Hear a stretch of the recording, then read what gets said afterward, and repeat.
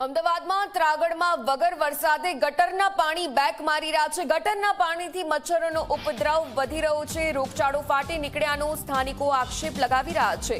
તો ઉત્સવ વેલી સહિતના રહીશો પરેશાન છે। છેલ્લા 15 દિવસથી સમસ્યા હોવાનો આક્ષેપ કરી રહ્યા છે। તંત્રે સ્થળ પર પહોંચી સમસ્યા જાણી છે। સમસ્યા વહેલી તકે દૂર કરવાની ખાતરી આપવામાં આવી। તો જીએમસી એએમસી હદને કારણે સમસ્યા હોવાનો દાવો કરવામાં આવી રહ્યો છે।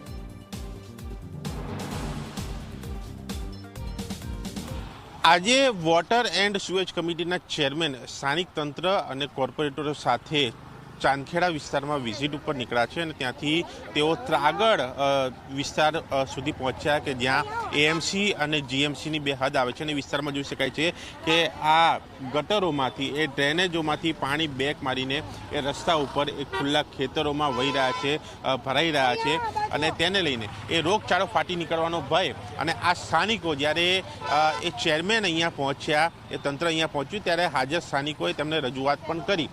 બેન, તમારી રજૂઆત શું હતી અહીંયા? એમ કે અહીંયા ગટરો ઉભરાય છે ને ગંદુ પાણી ગટરોનું આવે છે। અમને મંદિરે જવામાં અવર જવર કરવામાં બહુ તકલીફ પડે છે। આ કયો વિસ્તાર કહેવાય? હા, ત્રાગડ। કેટલા દિવસથી છે? લગભગ 10 દિવસથી। 10 દિવસ? હા, એથી વધારે છે પણ 10 દિવસ તો ખરા જ। એમ ચોમાસામાં કેવું હોય? ચોમાસામાં તો પાણી ભરાઈ જાય છે અહીંયા। રોગચાળો છે? રોગચાળો તો બહુ જ છે, ઘરે ઘરે બીમારી છે અત્યારે। આપનું શું કેવું બેન? બસ એમને કીધું એ જ છે। આવા જવાની તકલીફ બહુ અમને પડે છે। રસ્તા કેવા? આમ રસ્તા છે, ચોમાસામાં પાણી ભરાય ભાઈ। ચોમાસામાં પાણી ભરાય છે, તમારું શું કેવું છે કે બેન? આ બંને જે ગ્રાઉન્ડ છે ને ત્યાં બહુ કચરો નાખી જાય છે ને બધી વસ્તુ હોય છે, બહુ જ મચ્છર થાય છે। હું આ ફ્લેટમાં જ રહું છું મધુરમમાં। બહુ જ મચ્છર કરડે છે અને ગટરો ઉભરાય છે એટલે વાસ બહુ આવે છે। ફ્લેટમાં બેસી નથી શકાતું એટલે નાના બાળકોને રિસ્ક થઈ ગયું। આપ આ વિસ્તારના છો? હા, હું આ વિસ્તારની જ છું। છેલ્લા 15 દિવસથી આ રીતે આ પાણી નીકળી રહ્યું છે। આજુબાજુની પબ્લિક હેરાન થઈ રહી છે। રોગચાળો ફાટી નીકળ્યો છે તો બી તંત્ર જાગતું નથી। 10 વાર કમ્પ્લેન કરવા આવી પણ અત્યાર સુધી કોઈ જોવા નથી આવી। જ્યારે આ ભાઈએ કમ્પ્લેન કરી છે ઉપર સુધી ત્યારે આજે આ જોવા આવ્યા છે।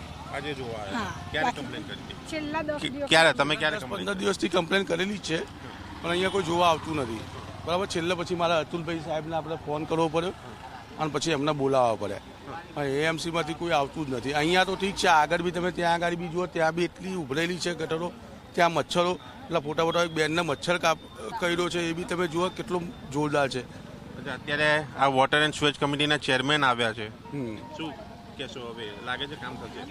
હવે મેન અતુલભાઈ મિશ્રા સાહેબ આવ્યા છે અને યશભાઈ જાદવ આવ્યા છે એટલે હવે ચેરમેન સાહેબ તો કામ કરવાના જ છે। એટલે પણ જેમ બને એમ તાત્કાલિક આજના ધોરણમાં કામ પતે એવું કરો તો આ બધા બહેનોને આવતા જતા આજુ અહીંયા મચ્છર કરેલો છે। આ બેનને કોણ છે એ બેન? એ ત્યાં, હા, ત્યાં ઊભા જ છે।